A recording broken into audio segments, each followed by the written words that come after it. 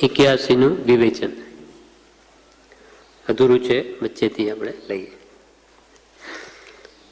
લોકો મોટા કહે, વખાણે, એવી ઈચ્છા થાય તો મહાપુરુષો એને અનર્થકારક જાણે છે. લોકો મોટા કહે, વખાણે, એવી ઈચ્છા થાય તો મહાપુરુષો એને અનર્થ કારણ જાણે છે. પૂજાવાની હોંશ છે તે બધી આત્માને નુકસાન કરનારી છે. એટલે જે પૂદગલિક મોટાઈ છે તેટલા હલકા સંભવે. જ્ઞાનીઓની દ્રષ્ટિમાં આત્મગુણ પ્રગટે તે જ ખરી મોટાઈ, બાકી પૂદગલની મોટાઈ છે તેટલા હલકા સંભવે, હલકા ગણે છે તેને. એટલે જે એમ ઈચ્છે કે મને લોકો મોટા કહે, વખાણે, તો એને જ્ઞાની પુરુષો તો અનર્થકારક જાણે છે, આત્માને નુકસાન કરતા છે. કેમ કે એ જીવને અભિમાન લાવે છે. અભિમાન લાવવાથી એ પોતે પડી જાય છે. અને અહંકાર એ મોટા મોટું પાપ છે. કે દયા ધર્મ કો મૂળ है ને પાપ મૂળ અભિમાન, તુલસી દયાને છોડીએ જબ લગ ઘટ में પ્રાણ.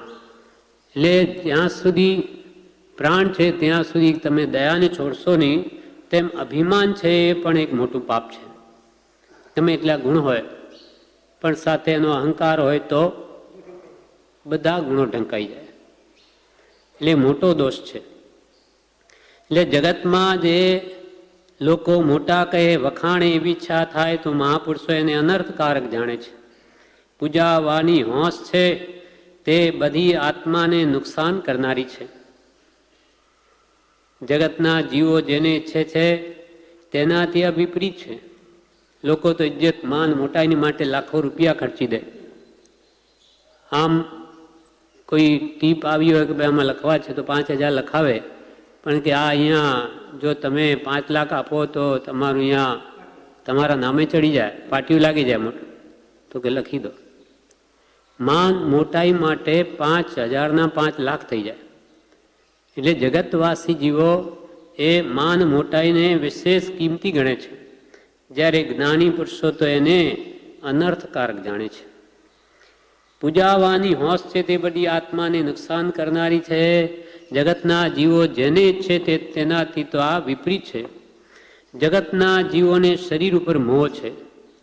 પૂદગલની છબી એટલે શરીરના પર્યાય, રૂપ, રસ, ગંધ, વર્ણ જોઈને મોહ પામે છે. પણ મહાપુરુષો એને રાખનું પડીકું જોઈએ છે.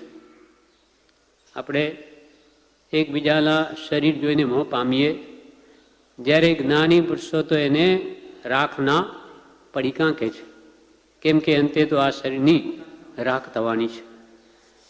રૂપ, રસ, ગંધ, સ્પર્શ જોઈને જે મોહ પામે છે, પણ મહાપુરુષો એને રાખનું પડીકું કહે છે.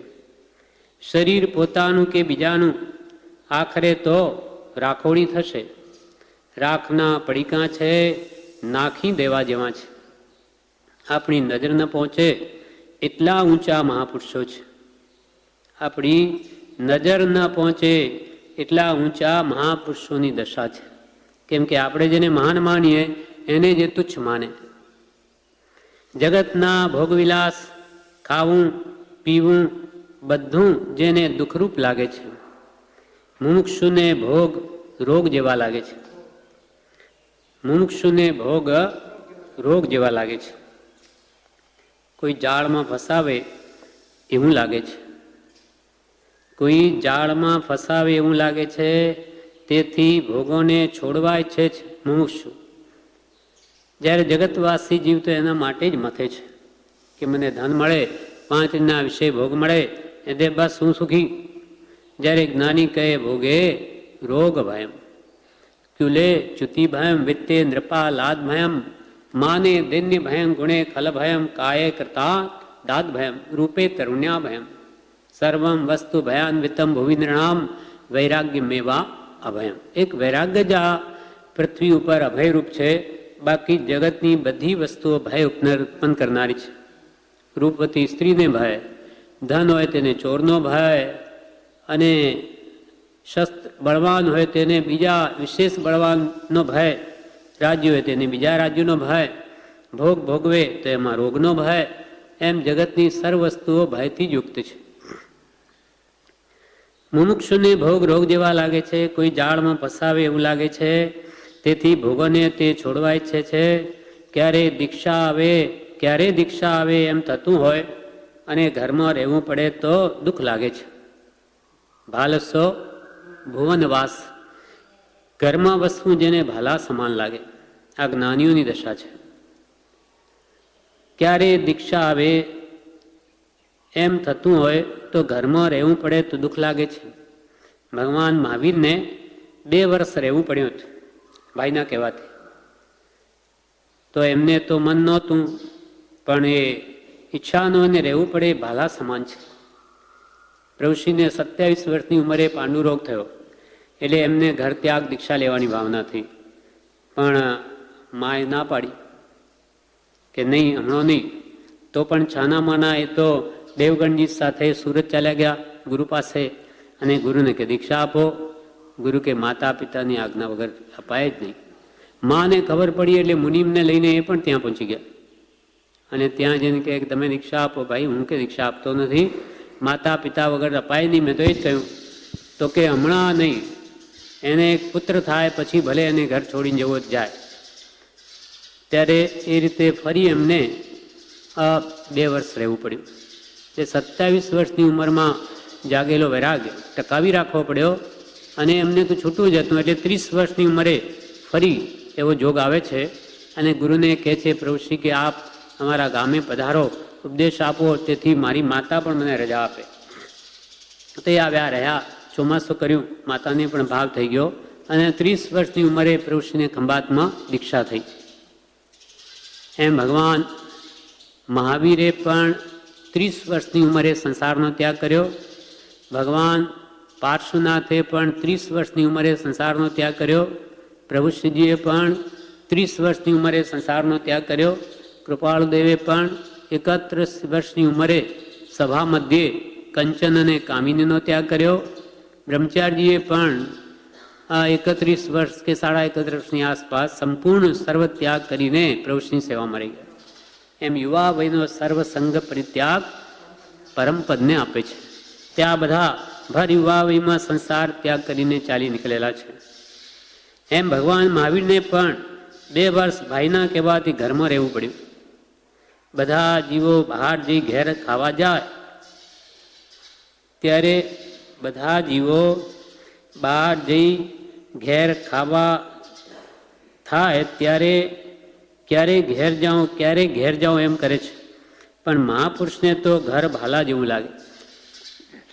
એટલે આખો દાડો ધંધા કે નોકરી વગેરે કરી અને સાંજે કેટલા વહેલા ઘેર પહોંચીએ એમ જીવને રહે, પણ મહાપુરુષોને તો કે ઘર ભાલા જેવું લાગે. બધા જીવો બહાર જઈ ઘેર ખાવા થાય ત્યારે ક્યારે ઘેર જાઉં એમ કરે છે, પણ મહાપુરુષોને તો ઘર ભાલા જેવું લાગે છે. મુનિપણામાં રહેવું સારું લાગે છે. મુનિપણામાં રહેવું સારું લાગે છે. ઘરના કુટુંબના કામ એમને મૃત્યુ જેવા લાગે છે. મહાત્માઓને કાલસો કુટુંબ કાજ, કુટુંબના કામ કરવા તે મહાત્માઓને તો મૃત્યુ જેવા લાગે. ઘરના કુટુંબના કામ એમને મૃત્યુ જેવા લાગે છે. જગતને રૂડું દેખાડવા તો જીવે ઘણું કર્યું, એ બધી વાસના છે, તે સંસાર વધારનાર છે. તેથી સંસારના કામો એમને કાળ જેવા લાગે છે. લોકોમાં લાજ આબરૂ વધે તે લાળ જેવી લાગે છે. લોકોમાં આપણી ઇજ્જત વધે તે મહાપુરુષોને તો લાળ જેવી લાગે, મુખની લાળ જેવી લાગે. લાળને કોઈ લાંબી કરવા નહીં છે, તેમ લોકોમાં નામના થાય એમ મહાપુરુષો ઈચ્છતા નથી કે લોકોમાં અમારી વાવા થાય, નામના થાય, એમ સાચા જ્ઞાની પુરુષોની ઈચ્છા ન થાય. કૃપાલે કહ્યું કોઈને કંઈ કહેશો નહીં, કોઈને જણાવશો નહીં મારી વાત. એટલે એ લોકો પ્રસિદ્ધિમાં આવવા માંગતા જ નથી. તેમ લોકોમાં નામના થાય મહાપુરુષો ઈચ્છતા નથી. લોક વખાણ કરે તોય શરમ આવે કે મારા વખાણ શા માટે કરે છે. લોકો વખાણ કરે તોય શરમ આવે કે મારા વખાણ શા માટે કરે છે. મોહની મીઠાશ એમની જતી રહે છે. મોહની મીઠાશ બધી એમની જતી રહી છે, તેથી તે વખાણવા ઈચ્છતા નથી. લીંટ પર માખી બેઠી હોય તો તેની પાંખ તેમાં ચોંટી જાય છે, તેમ કીર્તિથી સંસારમાં જીવ ચોંટી જાય છે. એટલે જ્ઞાની પુરુષો એ વખાણને તો લીંટ જેવી માને. નાકના કફ ઉપર માખ બેઠી હોય, ચોંટી જાય, એની પાક તેમાં ચોંટી જાય. તેમ કે આ કીર્તિ છે તે એ અમને પાડી નાખશે. એમાં જીવ કંઈ ચોંટી ગયો તો આત્માને બંધન થઈ જશે. તેથી કીર્તિને તે સારી ન માને. પુણ્યના ઉદયને વિષ્ટા સમાન હે ગણે છે. વિષ્ટા મળ હોય તો એને આપણે ત્યાગવ્યા છીએ, કોઈ સંગ્રહીને ઘરમાં રાખવા નહીં છે. તેમ જગતવાસી જીવો પુણ્યના ઉદયને સુખરૂપ માને, જ્યારે જ્ઞાની પુરુષો તો એને વિષ્ટા સમાન ગણે છે. એટલે કેટલી વિપરીત માન્યતા છે, એકદમ વિપરીત. આકાશ પાતાળ જેટલું અંતર છે. જેમાં આપણે સુખ માનીએ તેને જ જ્ઞાની પુરુષો દુઃખ માને છે. પુણ્યના ઉદયને વિષ્ટા સમાન માને. સમ્યક દ્રષ્ટિને દેવના સુખો બળતરા જેવા લાગે છે. સમ્યક દ્રષ્ટિને દેવના સુખો બળતરા જેવા લાગે છે. અને સંસારી જીવને તો ગમે, સુખરૂપ લાગે. પુણ્યથી આત્માનું શું હિત થાય? પુણ્યથી આત્માનું શું હિત થાય? મનુષ્ય ભાવ મળ્યો છે તે પુણ્યનો ઉદય ભોગવતા નકામો જાય. આપણને બહુ પુણ્ય કર્યા, પુણ્યથી શુભ દેહ માનવનો તો મળ્યો, પણ હવે એનો ઉપયોગ જો આત્માર્થે ન કરીએ અને સંસારમાં જ રચી પચીને રહીએ તો એ પુણ્ય એને ક્યાં લઈ જાય? માઠી ગતિમાં લઈ જાય. એટલે એ પુણ્યને શું કામ આવ્યું? એક ભાવનું નજીવ સુખ આપી અને પછી દુર્ગતિએ લઈ ગયું. મનુષ્ય ભાવ મળ્યો છે તે પુણ્યનો ઉદય ભોગવતા નકામો જાય. જેની દ્રષ્ટિ ફરી ગઈ છે તે સંસારના સુખોને ઈચ્છે નહીં. જેની દ્રષ્ટિ ફરી ગઈ, સમ્યક દ્રષ્ટિ થઈ, સબળી દ્રષ્ટિ થઈ, તેને કે છે સંસારના સુખ ગમે નહીં. જેની દ્રષ્ટિ ફરી ગઈ છે તે સંસારના સુખોને ઈચ્છે નહીં, મોક્ષને જ ઈચ્છે. કૃપાળુ દેવને અવધાન કરતા લાગ્યું કે આ બધું કલ્પિત છે, તેથી છોડી દીધું. 100 કામ એક સાથે કૃપાલય કરે, જેથી એમની કીર્તિ કેટલી એ થઈ. અને કે તમે ઇંગ્લેન્ડ જાઓ, અમેરિકા જાઓ, ત્યાં તમને પૈસા મળશે, માન મોટાઈ મળશે. અને કૃપાલયને લાગ્યું કે આ બધું કલ્પિત છે, તેથી કે આત્માનું કલ્યાણ નથી એમ ધારીને બધું 20 વર્ષની ઉંમરે તો છોડી પણ દીધું છે. સત્સંગ વિના જીવને કંઈ ખબર ન પડે. સત્સંગ વિના જીવને કંઈ ખબર ન પડે. અજાણ્યોને આંધળો બે બરાબર છે. કઈ સત્ય અસત્ય, સાચું ખોટું, હિતરૂપ શું, અહિતરૂપ શું, પીવા યોગ્ય શું, નહીં પીવા યોગ્ય શું, શું ખાવા યોગ્ય શું, નહીં ખાવા યોગ્ય શું, કરવા યોગ્ય શું, ન કરવા યોગ્ય, એ બધું ખબર જ ન હોય તો કેવી રીતે ત્યાગે કે સાચાને ગ્રહણ કરે? એટલે કે જે સત્સંગથી જ બધી ખબર પડે. મહાપુરુષોનો સમાગમ એ પરમ સત્સંગ છે. મુમુક્ષુનો સમાગમ સત્સંગ છે. એટલે પ્રભુશ્રી કે તમે બધા ભેગા મળી કૃપાળુ દેવના વચનો વાંચો, વિચારો, તે સત્સંગ જ છે. જ્યાં સતને પોષણ મળે. સત એટલે આત્મા, આત્મભાવ દ્રઢ થાય, તે જ ખરો સત્સંગ છે. સત્સંગ વિના જીવને કંઈ ખબર ન પડે. અજાણ્યો અને એક આંધળો હોય, બે બરાબર. અજાણ્યો ને આંધળો બે બરાબર છે. નરકે જવું હોય તો રાજ્યાધિકાર ઈચ્છવા. નરકે જવું હોય તો રાજ્યના અધિકાર કે કંઈ મોટા ઈચ્છવી. એટલે એમાં પછી ગમે તેવા અન્યાયમાં પ્રવૃત્તિ અને દુર્ગતિએ ચાલ્યો જાય. એટલે જ્યાં સત્તા છે ત્યાં અન્યાય થવાની ઘણી સંભાવના છે. એ જો જાગ્રત ન રહે અને અહંકાર આવી જાય તો ઘણું મોટું પાપ થઈ જાય. એટલે મોટે ભાગે પહેલાંના રાજાઓ જ્યારે ભગવાન તીર્થંકરોની હાજરી હતી ત્યાર તો વળી રાજાઓ મોક્ષે જનારા પણ હતા. અને આજે તો મોટે ભાગે રાજ્યસરી તે નરકેસરી છે. કેમ કે એટલે અહીંયા કહ્યું નરકે જવું હોય તો રાજ્યાધિકાર ઈચ્છવા. જન્મ મરણ ઉભા થવાનું કારણ પ્રતિબંધ જે કર્યો તે છે.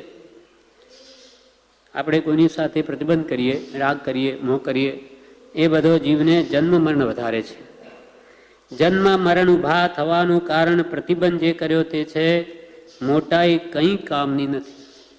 એટલે કૃપાલ કે જેટલી પૂતગલ સંબંધીની મોટાઈ છે તેટલા જ્ઞાનીઓની દ્રષ્ટિમાં હલકા સંભવે. કેમ કે તે માત્ર કર્મ જ બાંધે છે. મોટાઈ ગુણોની જોઈએ છે. અને સમ્યક દર્શન વગર મોટાઈ શું છે જ નહીં. ખરેખર એક પણ ગુણ સમ્યક દર્શન વગર પ્રગટ થતો નથી. અને એ તો આપણે છે નહીં, પછી ક્યાં મોટાઈ? મોટાઈના લક્ષણ જ નથી. મોટાઈ કંઈ કામની નથી. આ જગતની રિદ્ધિ સિદ્ધિ વગેરે ઝેર છે. લોકો મને વખાણે એવી ઈચ્છા થાય તો ભૂંડું થવાનું છે એમ જાણવું. એ બી આપણા અંદરમાં ઈચ્છા રહે કે લોકો મને વખાણે તો એમ સમજવું કે તારું ભૂંડું થવાનું છે. લોકો મને વખાણે એવી ઈચ્છા થાય તો ભૂંડું થવાનું છે એમ જાણવું. જેને બાળીને રાખ કરવાની છે એવી જે કાયા, તેના ઉપર મોહ કરવો તે રાખના પડીકા પર મોહ કરવા જેવું છે. કેમ કે અંદરમાં તો શું ભરેલું છે? એક પાતળી માખની પાંખ જેવી ચામડીને લઈને આ શરીર રૂપાળું ભાસે અને પાંખ ઉખેડી નાખે તો, એટલે કે ચામડી લઈ લઈએ તો જોવું ન ગમે, ભયંકર લાગે. એકદમ આ લોહી નીતરતું હોય ને એવું વિકરાળ લાગે કે નજર ઠેરવી પણ ભારે પડી જાય. એવું તો જે શરીરનું સ્વરૂપ છે. એટલે એને કે ઉલટાવી તો જુઓ જરા કે અંદર શું ભર્યું. આ સ્કલ્ટન જે હાડ પિંજર મ્યુઝિયમમાં આપણે જોઈએ એ જ છે અંદર. અને એમાં મસાલો ભર્યો શાનો? માંસ, સપ્ત દુર્ગંધમય ધાતુ. અને એ ધાતુઓ ચમારને ત્યાં જે બધા કુંડ હોય એમાં જુદા પાડે. બળદને માનો મરેલો બળદ એને પછી ફાડે તો આ નસો, આ માંસ, આ લોહી, આ ચામડા, આ હાડકાં, આ બધા ત્યાં બધા પડ્યા હોય. એ જ આપણા શરીરમાં છે. કોઈ તિર્યંચના શરીરમાં પણ એ સપ્ત ધાતુઓ છે. આપણા શરીરમાં એ છે. અને સ્ત્રીમાં કે પુરુષમાં બેમાં એક જ છે.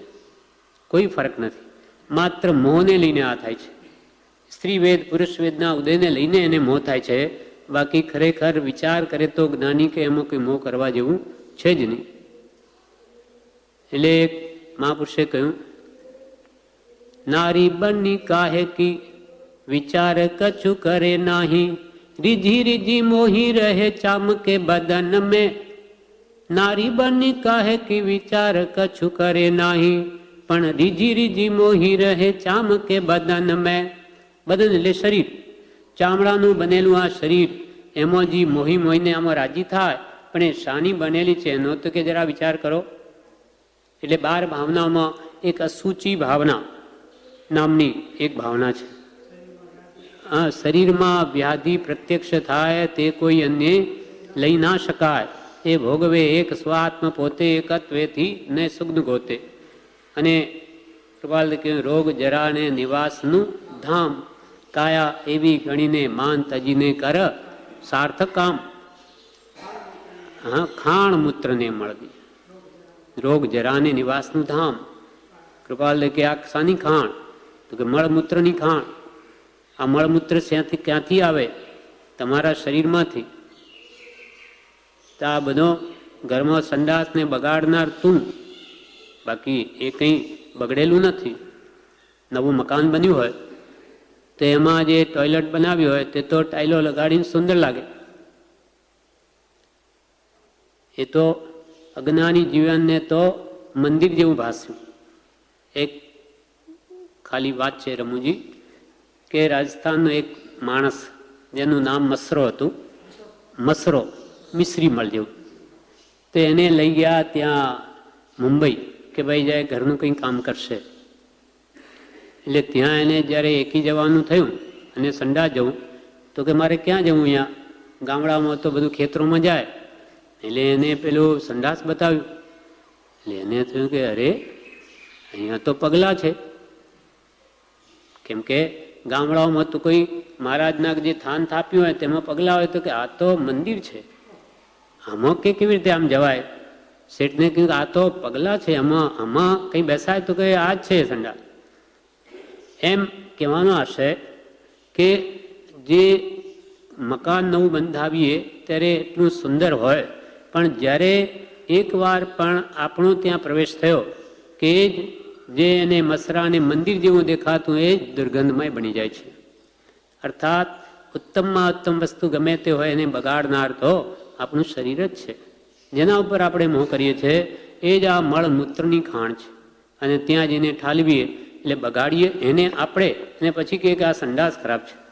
સંડાસ તો કંઈ ખરાબ નહોતું, તું ખરાબ છે. તારા અંદર ગમે તેવી વસ્તુ સુંદરમાં સુંદર, ભલે બદામ પિસ્તા ગમે તે નાખવામાં આવે કે એનું વિષ્ટા રૂપ જ થઈને બહાર આવે. એટલે આ જાણે વિષ્ટાની ફેક્ટરી ન હોય એવું તારું શરીર હોવા છતાં પણ અજ્ઞાનવશ અનાદિકાલથી તને તેમાં મોહ રહ્યો છે, આસક્તિ છે, બીજું કાંઈ જ નથી. અને એ જ્યાં સુધી દર્શનમાં નહીં ખસે કે સ્ત્રીવેદ પુરુષવેદ નપુંસક વેદનો ઉદય મન ન થાય ત્યાં સુધી આકર્ષણ રહ્યા કરે છે. બાકી જ્ઞાનીઓ કે આમાં બીજું કંઈ જ નથી. તેમ અહીંયા કહ્યું મોહની મીઠાશ બધી એ જ્ઞાની પુરુષની જતી રહી છે. તેથી તે પોતાને વખાણવા ઈચ્છતા નથી. લીટ પર માખી બેઠી હોય તો તેની પાક તેમાં ચોંટી જાય. જે કીર્તિને સારી ન માને, પુણ્યના ઉદયને જે વિષ્ટા સમાન માને. વિષ્ટા ગ્રહમાં કોઈ બેસવાય છે નહીં, કેટલું વહેલું કાર્ય પતે ને બહાર નીકળીએ, તેમ નાની પુરુષોને આ શરીર તે તો કેદ જેવું લાગે અને પુણ્ય છે તે વિષ્ટા જેવું ભાસે. સમ્યક દ્રષ્ટિને દેવના સુખો બળતરા જેવા લાગે છે. પુણ્યથી આત્માનું સિદ્ધ થાય. મનુષ્ય ભાવ મળ્યો છે તે પુણ્યનો ઉદય ભોગવતા નકામો ચાલ્યો જાય. જેની દ્રષ્ટિ ભરી ગઈ છે તે સંસારના સુખોને ઈચ્છે નહીં, મોક્ષને જ ઈચ્છે. કૃપાળુદેવને અવધાન કરતા લાગ્યું કે આ બધું કલ્પિત છે, તેથી છોડી દીધું. જેને બાળીને રાખ કરવાની છે તે કાયા, તેના ઉપર મોહ કરવો તે રાખના પડીકા પર મોહ કરવા જેવું છે. જેને મોહના કારણોમાં મૂંઝવણ થાય તે મુમુક્ષુ છે. મોહના કારણો જ ભોગમાં હોય છે, તેમાં મૂંઝાય તે મુમુક્ષુ, નહીં તો બુભુક્ષુ છે. ઘરમાં રહેવું પડે, રહેવાનું મન ન હોય છતાં રહેવું પડે તો એને ભાલા જેવું લાગે. ક્યારે મુનિ થાઉં, ક્યારે મુનિ થાઉં એમ થાય. ઘરના કામ કરવા પડે તેને મરણ સમાન જાણે. સ્વરૂપને ભૂલીને કરવું પડે તે મરણ જેવું છે. જ્યાં આત્મ સ્વરૂપ ભૂલાય, જગતના કે વેપારના કે વ્યવહારના કામ કરતા, તે જ્ઞાની પુરુષને મરણ જેવું લાગે છે. નાકનો મેલ હોય તો ક્યારે ખંખેરું એમ થાય, તેમ સત્પુરુષોને કીર્તિ નાકના મેલ જેવી લાગે છે. કીર્તિને ક્યારે ખંખેરું એમ થાય છે. પુણ્યને એ વિષ્ટા જેવું જાણે છે. વંદન કરવા યોગ્ય આવા પુરુષો છે. આવી જેની મતિ છે તેને બંધત બનારસી, તેને બનારસી દાસ બંધન કરે છે. કૃપાલદેવ સૌભાગભાઈને લખે છે કે સગા સંબંધીઓ કેમ ધર્મપાલ પામશે તેની ચિંતા કરવાની જરૂર નથી. જે કોઈ સત્પુરુષને આરાધશે તે સત્યને પામશે. સત્પુરુષ સાચા મનાય તો સંસાર ખોટો મનાય. સત્પુરુષ સાચા મનાય તો સંસાર ખોટો મનાય. સત્પુરુષની ભક્તિ કરે તેનું ફળ આત્મજ્ઞાન આવે, પણ એકદમ આવે નહીં. જે સત્પુરુષની ભક્તિ કરે તેનું ફળ કાલાંતરે આત્મજ્ઞાન આવે, પણ એકદમ કંઈ આવે નહીં. જેમ જેમ સત્પુરુષ ઓળખાય તેમ તેમ અનંતાનુબંધની કશાય મંદ થાય છે. રસ્તો એ છે, સત્પુરુષને વળગ્યો તો આત્મજ્ઞાન થયા વિના રહે નહીં, અને એ છોડી દે તો પછી રખડે. જ્ઞાનીને વળગે એને મોડે વેલે પણ આત્મજ્ઞાન થાય જ, પણ સત્પુરુષનો આશ્રય છોડી દે તો ભટકે ચાર ગતિમાં. કૃપાળુદેવે ચતુરલાલજીને કહ્યું હતું કે તમે અમારી આજ્ઞાએ વરસો તો ગમે ત્યાંથી ખેંચી લઈશું, અને જો આજ્ઞા મૂકી દીધી તો તમે જાણો. નાની પુરુષ પ્રત્યે ભાવ થયો છે તો મોડું વહેલું કલ્યાણ થશે. આત્માનું કામ જેને કરવું છે તેણે પારકી પંચાત છોડી દેવાની છે. આપણે આપણા આત્માનું હિત કરવું હોય તો આપણે પારકી પંચાત મૂકી દેવી, કે ફલાણા ભાઈ શું કરે એ આપણે જોવાનું નથી. એમના ભાવ એમની પાસે, એમના કૃત્ય એ જાણે, આપણે એથી શું, આપણા ભાવ ક્યાં રહે છે એ આપણે જોવાનું છે. આપણી ચોકી આપણા ભાવ પર એવી જોઈએ, અને આપણા ભાવ આપણે જાણીએ છીએ, બીજાનો જાણતા પણ નથી એના મનમાં શું છે. અને આપણે કંઈ કંઈ કલ્પના કરી બેસીએ કે ફલાણો તો એવો છે કે તેવો છે, પણ એ ખરેખર ન પણ હોય. અને માનો હોય તો તારે એથી શું, તારે દોષે તને બંધન છે એ સંતની પહેલી શિક્ષા છે. તું તારો આત્મા તો તારા ભાવથી બંધાવવાનો, બીજાના ભાવથી નહીં. માટે એવા વિકલ્પ મૂકી દેવા, બીજા સંબંધી આપણે વિચારવું નહીં. આત્માનું જેને કામ કરવું છે, આપણું કામ એ કેટલું બધું પડ્યું છે. જ્યારે બીજાને બુરા બુરા સબકો કહે, પણ અહીંયા જો ઘટ શોધે આપનો તો મોસુમ બુરા ન કહે. મારા જેવો કોણ છે બીજો, અધમાધમ અધિકો પતિત સકળ જગતમાં હોય, એમ આપણે રોજે બોલીએ છીએ. તો એ કેવી રીતે બોલીએ? તો કે મારામાં આટલા આટલા વર્ષ થયા છતાં એક પણ ગુણ પ્રગટ્યો નહીં, એટલે ખરેખર હું અધમમાં અધમ જ છું. કદાચ જેને કોઈ કાળે સત્પુરુષ ન મળ્યા હોય, તેવા કોઈ ભલે અંગ્રેજ હોય અને એને કોઈ સપ્તવ્યસન ભોગી હોય અને એને સત્પુરુષ મળે, તો એ એકદમ પાપે કર્મેશ્વરા ધર્મેશ્વરા પણ બની જાય, એનું કામ પણ કરી લે. ત્યાં તો સંભાવના છે કે કદાચ એ ફરીને એકદમ આત્માનું હિત કરી લે. પણ આપણા કેસમાં તો એ સંભાવના પણ નથી. કેમ કે આપણને સત્પુરુષ મળી ગયા, બધું સાંભળવા મળે છે, છતાં આપણું મન, આપણી વૃત્તિઓ ફરતી નથી. તેથી અધમમાં અધમમાં ખરેખર હું જ છું. કેમ કે મને તો મળ્યા છતાં હું કરતો નથી. જ્યારે બીજાને મળે તો કદાચ તો ફરી પણ જાય. એવા દાખલા પણ છે. ચિલાતી કુમારના, અંજન ચોરના, જે મહાપાપીઓ પણ તરી ગયા, કેવલ જ્ઞાન પામી ગયા તે જ ભાવમાં. અને હું હજી સમ્યક દર્શનને પણ નથી પામતા આવી જોગવાઈ હોવા છતાં, એટલે મારામાં કેટલા દોષ છે એ પોતા તરફ નજર કરે તો બીજા તરફ જોવાનો એને અવકાશ જ નથી. આત્માનું કામ જેને કરવું છે તેને પારકી પંચાત છોડી દેવાની છે. પ્રભુશ્રી કહે, પંચાતિયાના છોકરા ભૂખે મરે, બીજાની પંચાત કરતો પણ ફરે તો ઘરની કમાણીથી પણ જાય. મોટો પંચ થઈને ફરે એટલે એનો ઉપયોગ એમ જ મોટાઈ માની અને ધંધાની સંભાળે નહીં તો એના છોકરાય ભૂખે મરે. તો એવા લોક વ્યવહારમાં પડેલા જીવો વ્યવહાર સુધી પણ ન સાચવી શકે તો એ પરમાર્થ સુધી શું કરવાના હતા? એટલે બહારની પંચાત મૂકી દેવી. આત્માનું કામ જેને કરવું છે તેણે પારકી પંચાત છોડવાની છે. સમાધિ મરણ કરવાનું છે તેણે બધા કુટુંબ વગેરેના પણ વિકલ્પો છોડવા. પેલું લોક સંબંધી બંધન, પારકી પંચાત, અને આ સ્વજન કુટુંબ બંધન તેને પણ રોકવાનું છે. કેમ કે ત્યાર પછી સંકલ્પ વિકલ્પ બંધન, આ દેહાભિમાનનું બંધન ટાળવું, કે સંકલ્પે કેટલા બધા કામ પડ્યા છે અને આયુષ્યના તો ઠેકાણા નથી.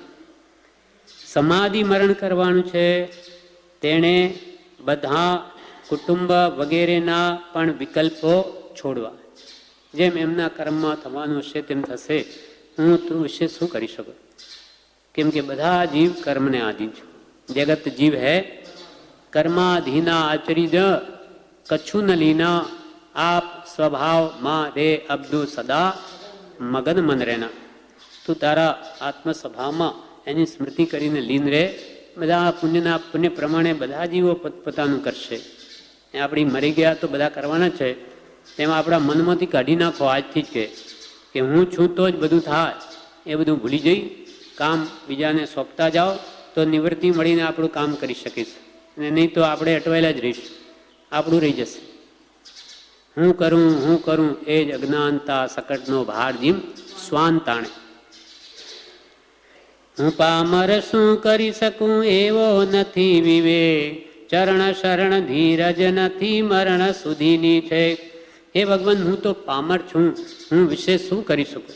મને તો હજુ એવો વિવેક પણ નથી, હિતાયતનું ભાન નથી, ચરણ શરણ ધીરજ નથી, મરણ સુધીની છે.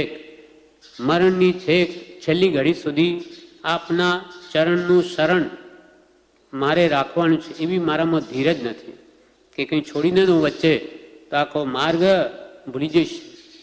એટલે મરણની છેલ્લી ઘડી સુધી હું આપના શરણે જ રહું એવી મને ધીરજ આપજો.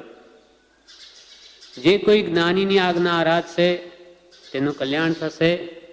આનું કલ્યાણ કરવું, ફલાણાનું કલ્યાણ કરવું એમ કલ્યાણ થાય નહીં, અહંકાર થાય. બીજાનું કલ્યાણ કોણ કરી શકે કે જ્યારે પોતાનું થઈ ગયું હોય.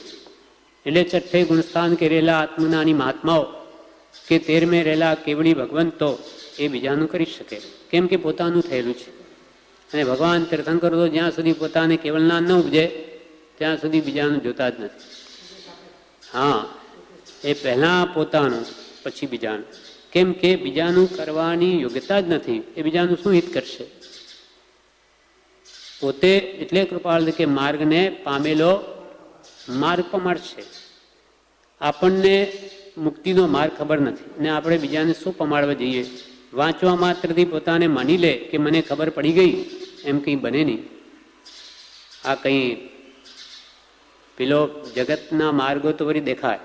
માનો કોઈ વાર અમદાવાદ મુંબઈ ગયા હોઈએ તો આપણને ખબર હોય કે ભાઈ આ બાજુ વાસદ બરોડા થઈને જજો, મુંબઈ તરફ સુરત આવશે, આમ કહી શકાય. પણ આ તો કંઈ જાણતા જ નથી. આ કંઈ બીજા માર્ગોની જેમ દેખાતો નથી કે આવી રીતે આ મોક્ષનો માર્ગ છે. એટલે આમાં ડાપણ કરવું એ મહાભયંકર છે.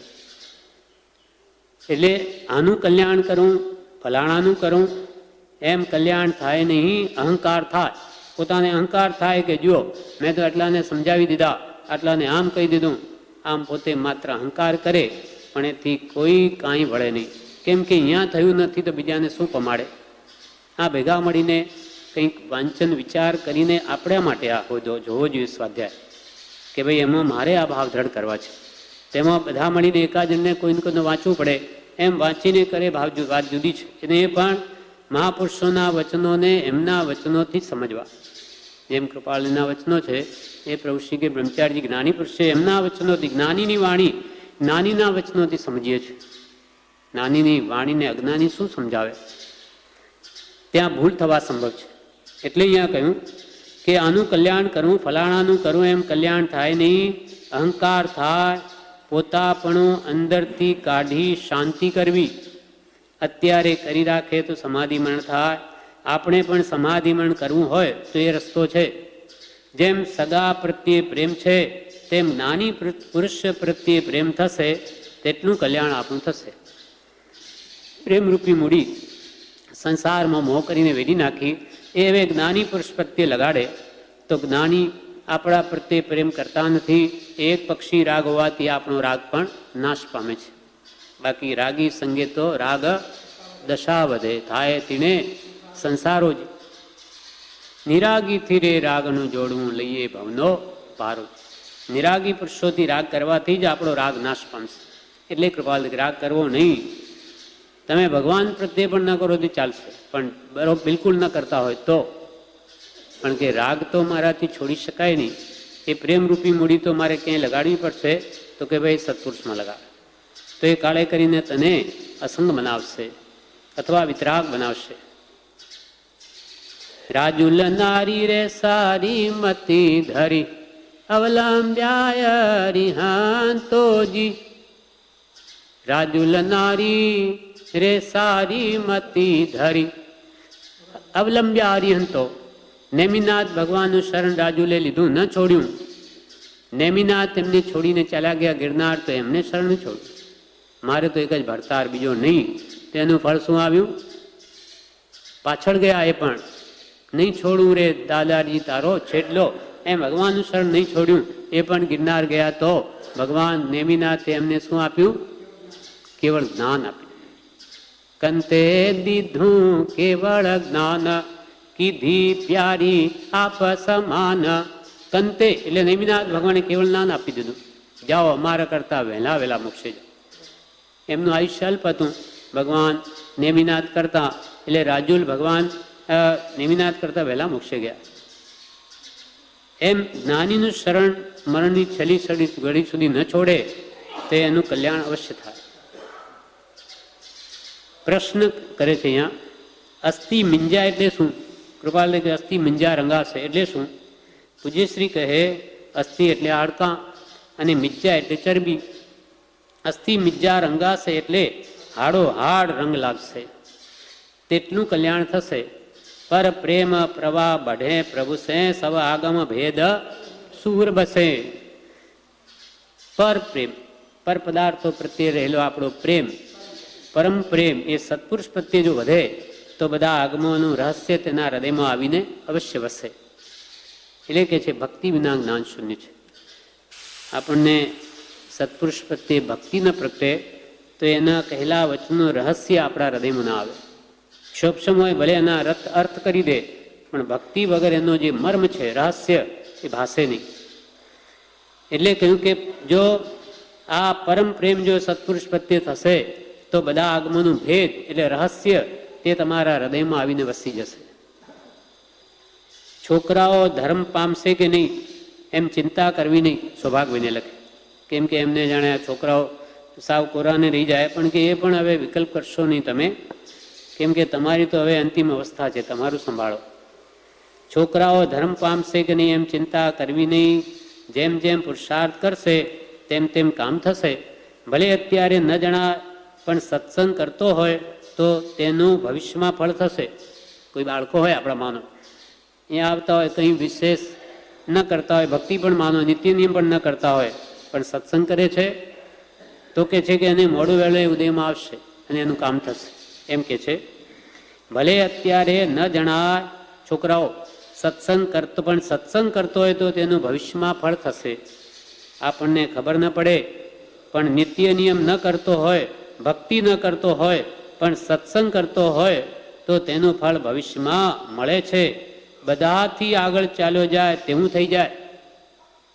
આપણો બાળક કોઈ કંઈ ભક્તિ પણ માનો ન કરતો હોય અને 3 પાઠી ન કરતો હોય, પણ સત્સંગ કરતો હોય, કંઈક ભલે કથા હોય સાંભળતો હોય, તો એ ક્યારે એને વાત ગેડ બેસી જશે અને કહે છે કે એ આપણા કરતો આગળ ચાલ્યો જાય. પણ સત્સંગ કરતો હોય તો તેનું ફળ ભવિષ્યમાં મળે છે.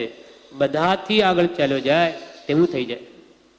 અંતઃકરણનો પ્રેમ જીવે વેરી નાખ્યો છે, ત્યાંથી ઉઠાવી સત્પુરુષ પર પ્રેમ કરે તો મોક્ષ થાય. આપણી પ્રેમ રૂપી મોડી બધે વેરાયેલી છે, એ હવે ત્યાંથી ઉપાડીને સત્પુરુષ પ્રત્યે પ્રેમ કરે તો જીવનો મોક્ષ થાય. નાની પુરુષનો યોગ હોય તેને થોડા વખતમાં ઉત્કૃષ્ટ દશા પ્રાપ્ત થાય છે. મરણ વખતે કોઈ વિકલ્પ કરવા જેવા નથી. આપણે માનો છેલ્લી ઘડી આવી ગઈ તો બધા વિચારો મૂકી દેવા, જે થવાનું થાય, મારા આત્માની પરિણતિ સુધારો, ભાવ સુધારો. મરણ વખતે કોઈ વિકલ્પ કરવા જેવા નથી. મરતી વખતે વ્યવહાર સંબંધી શું થશે તેનો વિચાર ન કરવો અને પરમાર્થ સંબંધી પણ આ કુટુંબીઓ વગેરે કેમ ધર્મ પામશે એવી ચિંતા ન કરવી. માનો કે ઘરની ગમે તેવી સ્થિતિ હોય અને આપણે મરણ પથારી આવી ગઈ, તે વખતે આ બધા શું કરશે, એમની આજીવિકા કેમ ચાલશે, એમને શું કરી દઉં, આવા જ વિકલ્પો જીવ રહે તો આ વ્યવહારમાં મન રોકાઈ ગયું તો પોતાનું ગયું અને એમનું તો એમના કર્મ પ્રમાણે થશે. આપણે શું કામ નાની કેવી ચિંતા કરવી, એમનો વ્યવહાર હવે એ જાણે, હવે આપણું અહીંયા પતી જાય છે એમની સાથે સંબંધ.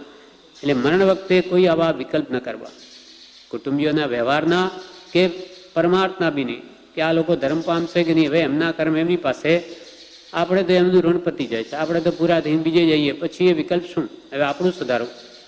આ જિંદગી તો એમના માટે ગાડી, પણ હવે તો મારા માટે ગાળું કે નહીં. મરતી વખતે વ્યવહાર સંબંધી શું થશે તેનો વિચાર ન કરવો અને પરમાર્થ સંબંધી પણ કુટુંબીઓ વગેરે કેમ ધર્મ પામશે એવી ચિંતા ન કરવી. મરણ વખતે અસંગ દશા કામની છે. અસંગ થવું, મારું કોઈ નથી. આ 50 વર્ષથી આ કુટુંબ મળેલું, એના પહેલાં તો મારું કુટુંબ બીજું હતું. ભલે ઢોર પશુની યોનિમાં હો કે મનુષ્યમાં કે દેવગતિ, મારું કુટુંબ બીજું હતું અને હવે આ દેહ છૂટે એટલી વાર પછી મારું કુટુંબ બીજું. તો એમના માટે શું કામ વિકલ્પ કરું અને મારું મરણ બગાડું? એટલે કે મરણ વખતે અસંગ દશા કામની છે. એ ન હોય તો પરમ પુરુષની દશા ઉપર કહી છે તેની સ્મૃતિ કરવી.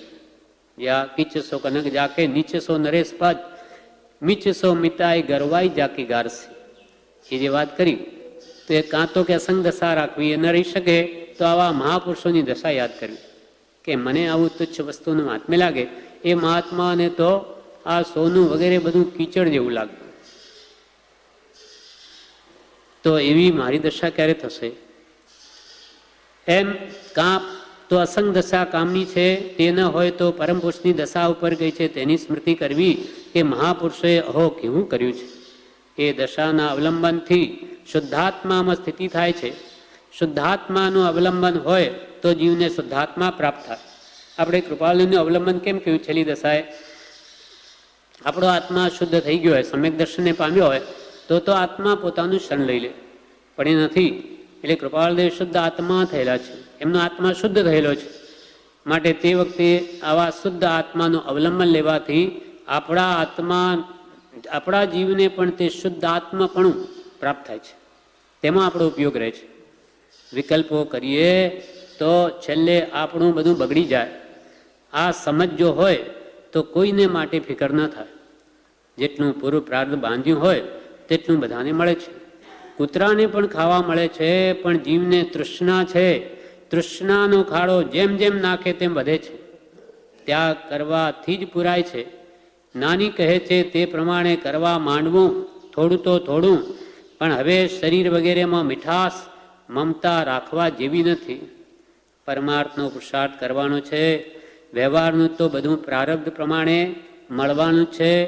વ્યવહાર પરમાર્થ સંબંધી ચિંતા છોડી છે, છતાં ચેતાવ્યા છે. સૌભાગભાઈની દશા ઘણી ઊંચી થઈ છતાં પણ કે ભાઈ વળી કંઈક એવા ભાવો આવી જાય એટલે કૃપાલદેવી જાગૃતિ આપી. વ્યવહારના પરમાર્થના બધા વિકલ્પો છોડવાના છે. છેવટે કોઈ વિકલ્પ ન રાખવો. મરણ પથારીએ મારું તારું ઘર કુટુંબ છોકરા ચૈયા બધું ભૂલી જવું. સાચી વસ્તુ જાણી તો બીજી કોઈ વસ્તુને ઇષ્ટ માનવી નહીં. મારો એક આત્મા છે, એ ભાવો જો પહેલાં દ્રઢ કરી લીધા હોય તો પછી એને મરણ વખતે કોઈ ચિંતા ન રહે. એટલે જ્યાં રોગ જરા આવીને પીડતા નથી ત્યાં સુધી આત્મભાવ દ્રઢ કરી લે. તે વખતે નહીં થાય. પછી તો રોગમાં કે કુટુંબમાં કે ધનાદિમાં જીવ જતો રહેશે. માટે આ પ્રવૃત્તિથી થોડો દૂર રહી ને સહજાત્મ સ્વરૂપ પરમગુરુ એ ભાવનાને દ્રઢ કર. એ જ મારું સ્વરૂપ છે, એ સિવાય મારું કાંઈ જ નથી. હું આવ્યો ત્યારે લઈને આવ્યો અને જશે ત્યારે કોઈ લઈ જતા નથી. તો શું કામ આ માયામોહ કરી અને મારા આત્માને કર્મથી બાંધું? આજ સુધી જે જાણ્યું ભણ્યા તેનું ફળ વીરતી આવે, વૃત્તિ વિરામ પામે, વિતરાગ દશા આવે એ જ્ઞાનનું ફળ છે. આપણે આખી જિંદગીમાં જે કર્યું હોય તે મરણ વખતે જો આવી વિતરાગ દશા આવે તો બધું સફળ. નહીં તો પરીક્ષામાં ફેલ થઈ જાય તો આખા વર્ષનો અભ્યાસ નકામો જાય. તેમાં આખી જિંદગી જે કર્યું હોય તેનું ફળ વિતરાગતા આવવી જોઈએ, જ્ઞાનસ્ય ફળ વીરતી આવવું જોઈએ. 14 પૂર્વનું જ્ઞાન છે તે પણ જ્ઞાન છે, પણ મૂળ જ્ઞાન એટલું જ કે આત્મા શુદ્ધ ચૈતન્ય સ્વરૂપ છે. ચૈતન્ય સ્વરૂપ તે મારું છે. શું કહ્યું? ભલે 14 પૂર્વનું જ્ઞાન છે પણ મૂળ જ્ઞાન તો એટલું જ કે હું શુદ્ધ ચૈતન્ય સ્વરૂપ છું. મારો આત્મા પરમાત્મા જેવો છે, એમાં કર્મ કલંક અનંતાંશે પણ નથી. ચૈતન્ય સ્વરૂપ તે મારું, એ સિવાય બધું પર. બસ એટલું જાણું છે. એટલે કે સ્વમાં વસ પરથી ખસ એટલું બસ. પણ એ થતું નથી. એટલે આખા શાસ્ત્રો હજારો મહાપુરુષે લખ્યા છે. બાકી કહે છે કે બધાનું મૂળભૂત જ્ઞાન એ જ કે હું શુદ્ધ ચૈતન્ય સ્વરૂપ આત્મા છું. હું દેહાદિ સ્વરૂપ નથી, દેહ શ્રી પુત્રાદિ મારા નથી. શુદ્ધ ચૈતન્ય સ્વરૂપ અવિનાશ એવો હું આત્મા છું. બસ આ જ મૂળભૂત જ્ઞાન. મારું કાંઈ નથી. અને હું પાછો શુદ્ધ આત્મા જ છું. એ સિવાય અને હું અવિનાશી છું, ઉપયોગી સદા અવિનાશ. એમ જાણે સદગુરુ ઉપદેશીરે કહ્યું જ્ઞાન તેનું નામ ખાસ આ મૂળભૂત જ્ઞાન. જન્મ મરણે દેહને પણ મને નહીં, હું તો અસંગ છું. એટલે એટલું જાણ્યું તો એમાં બધા શાસ્ત્રો સમાઈ ગયા. બધા શાસ્ત્રો ભણી અને આ નહીં કર્યું તો બધું ફોક. અને બધા શાસ્ત્રો ભણ્યા વગર પણ આ જો દ્રઢ કરી લીધું તો એને બધું જાણ્યું. જેણે આત્મા જાણ્યો તેણે સર્વ જાણ્યું. અને સર્વ જાણવાનું ફળ પણ એક આત્મા પ્રાપ્તિ છે. આત્માને નહીં ઓળખ્યો તો બધું ફોક. અને આ એકડો મંડાઈ ગયો તો બધું સવળું. જન્મ મરણ એ દેહને પણ મને નહીં, હું તો અસંગ છું એટલું જાણ્યું તો એમાં બધા શાસ્ત્રો સમાઈ ગયા. વારંવાર એ ભાવના કરવી, વારંવાર એ ભાવના કરવી કે હું દેહ નથી, વેદના વગેરે શરીરના ધર્મ તે મારા નથી. આત્મા અસંગ સ્વરૂપ છે, જન્મતો નથી, મરતો નથી, એ મૂળ જ્ઞાન છે. આત્મા અસંગ છે, એને પૂદગલ પરમાણુનો એક પરમાણુનો પણ એને એની સાથે સંબંધ નથી, સંગ નથી, અસંગ છે મૂળ સ્વરૂપે. અને એ જન્મતોય નથી, મરતોય નથી. હવે મારું મૃત્યુ જ નથી તો મને ભય શાનો? એવી ભાવનાઓ વારંવાર આપણે વિચારીને દ્રઢ કરી હોય તો પછી મૃત્યુ વખતે એને કોઈ ભય નથી. પછી અબહમાં અમર ભય ન મરેંગે. આનંદ ગંજીને કેવો આનંદ કે અમે તો મરવાના જ નથી. અરે જીવતા કેવી રીતે અમર થઈ ગયા? તો કે થઈ ગયા. અમારી જે માન્યતા એવી હતી કે દેહ તે જ હું, એટલે આ દેહ મરે એટલે હું મરી જાઉં, પણ હવે નીકળી ગઈ. દેહ અમારો છે જ નહીં, એટલે દેહ મરવાથી અમે મરતા જ નથી. અબ હમય અમર ભય ન મરેંગે. યા કારણ, એનું કારણ શું? આનું આ કારણ, યા કારણ મિથ્યાત્વ દિયો તજ ક્યુ કર દેહ ધરેંગે. અબ હમ અમર ભય ન મરેંગે. બસ અમે હવે અમર થઈ ગયા. એવી દશા આપણી પણ થઈ શકે એવો આપણને મંત્ર આપ્યો છે. એ મંત્રથી મંત્રાઈ અને દ્રઢ કરી લે કે હું તો સહજ આત્મ સ્વરૂપ, શુદ્ધ આત્મ સ્વરૂપ છું. પરમ ગુરુ પંચ પરમેશ્વરી જેવો મારો કોઈ કાળમાં નાશ નથી. અજર અમર અવિનાશીને દેહાતીત સ્વરૂપ છું, અથવા શુદ્ધ બુદ્ધ ચૈતન્ય ઘન છું, સ્વયં જ્યોતિ સુખધામ છું. કૃપાલુ તો કે બીજું કે એ કેટલું? બસ આ જ કરવાનું છે. કર વિચાર તો પામ. બીજા બધાનું સારભૂત વાત આ જ છે. આ બધાથી હું ભિન્ન છું, ઉપયોગી છું, અવિનાશી છું, એટલો બોધ પરિણામ પામે એટલું કરવાનું છે. બધા શાસ્ત્રો ભણીને એ કરવાનું છે. એ જ બે ગાથાઓ અહીંયા લખી છે અપૂર્વસરની. છે દેહાદિથી ભિન્ન આત્મા રે, મૂળ માર્ગની. છે દેહાદિથી ભિન્ન આત્મા રે, ઉપયોગી સદા અવિનાશ મૂળ માર્ગ સાંભળો જીનનો રે. એમ જાણે સદગુરુ ઉપદેશથી રે. આપણને ખબર નથી, સદગુરુ જાણે છે કે હું કેવો છું, એટલે એમના ઉપદેશથી જાણે કે હું દેહથી ભિન્ન, જ્ઞાન દર્શન ઉપયોગમય અવિનાશી, ત્રણેય કાળમાં મારો નાશ નથી. એ ભાવો દ્રઢ કરી દે તો જીત મળી ગઈ, મરણને જીતી ગયો, અમર બની ગયો. એમ જાણે સદગુરુ ઉપદેશથી રે, કયું જ્ઞાન તેનું નામ ખાસ મૂળ માર્ગ સાંભળો જીનનો રે. ફરી બીજી ગાથા લખે છે. જેમાં આવી પ્રતીતિ જીવની રે, જાણ્યો સર્વેથી ભિન્નય સંગ મૂળ માર્ગ સાંભળો જીનનો રે. તેવો સ્થિર સ્વભાવ તે ઉપજે રે, નામ ચારિત્ર તે અણલિંગ મૂળ માર્ગ સાંભળો જીનલો રે. જીનેશ્વર ભગવાન ત્યાં મૂળ માર્ગ કેવળ નાનથી જોઈને કે આ જેમ તમને આત્માની પ્રતીતિ આવી ગઈ, પણ અને તમારો આત્મા સર્વ આત્મા સિવાય સર્વ પૌદ્ગલિક પદાર્થોથી ભિન્ન અસંગ છે, તેવો સ્થિર સ્વભાવ તે ઉપજે. તેવો તમારો જે મૂળ સ્વભાવ ઉપજે, પ્રગટે, બસ તેનું નામ જ ચારિત્ર છે. એ સ્વભાવમાં તમારી બ્રાહ્મણતા એ અણલિંગ, લિંગ એટલે વેશ, પછી સ્ત્રીનો વેશ હોય, પુરુષનો હોય, નપુંસકનો હોય, કે ગમે તે જાતિમાં કે દેશમાં હોય, બસ આ છે તો એનું જ્ઞાન થઈ જશે. નામ ચારિત્ર તે અણલિંગ. તેમાં પછી મુનિ વેશ હો કે ન હો, ગ્રસ્તમાં બી જ્ઞાની હોઈ શકે છે, અને મુનિઓ હોય ને જ્ઞાની ના પણ હોય. એટલે વેશમાં જ્ઞાન નથી, ગુણમાં જ્ઞાન છે. ગુણા પૂજા સ્થાનમ ગુણીશું નચ લિંગ નચ ભય. પૂજાનું સ્થાન ગુણ છે, લિંગ કે વય નથી. લિંગ એટલે સ્ત્રીલિંગ પુલ્લિંગ, કે વય એટલે ભાઈ આ તો બાળક છે એટલે એને તો બાળક છે શું સમજે એમ નથી, અને આ તો 80 વર્ષના ડોસા એટલે બધું સમજે એમ પણ નથી. 80 વર્ષના ને કંઈ ખબર ન હોય અને 8 વર્ષના બાળક વજ્રસ્વામી આચાર્ય બની જાય. એ ગુણો ઉપર આધાર છે. દેહ હું એમ થયું છે તે માટે હું આત્મા છું એમ પ્રતીત થઈ તે સમ્યક્ત્વ, અને નિરંતર તે પ્રતીત રહે તે તો ક્ષાયક છે. અસંગ આત્મા છે એમ સ્થિરતા રહે તો ચારિત્ર છે, એટલું પરિણામ પામે તો સમાધિમણ થાય. મોટા મુનિઓ ન કહે એવી વાત કહી છે. બ્રહ્મચારી કે મોટા મુનિઓ જે વાત ન કરી શકે એવી વાત કહી કે આત્માની શ્રદ્ધા એ સમકિત અને નિરંતરે પ્રતીતિ બની રહે તે ક્ષાયક સમકિત અને સર્વ પદાર્થથી મારો આત્મા અસંગ છે એવી સ્થિરતા, તે જ ચારિત્ર. એટલું જો આપણા અંદર પરિણામ પામે જ્ઞાન દર્શન ચારિત્ર, તો એનું સમાધિમણ અવશ્ય થાય. મોટા મુનિઓ ન કહે એવી વાત કહી છે. સર્વ દુઃખનો ક્ષય કરવો હોય એટલે મોક્ષે જવું હોય તેણે કેવા ભાવ કરવા જોઈએ તે બધું આ પત્રમાં બતાવ્યું છે. મોક્ષે જવું હોય, સર્વ દુઃખનો ક્ષય કરવો હોય તેણે કેવા ભાવ કરવા જોઈએ તે બધું આ પત્રમાં બતાવ્યું છે. બધાનો સાર કૃપાળુ દેવે સૌભાગભાઈને કહી દીધો.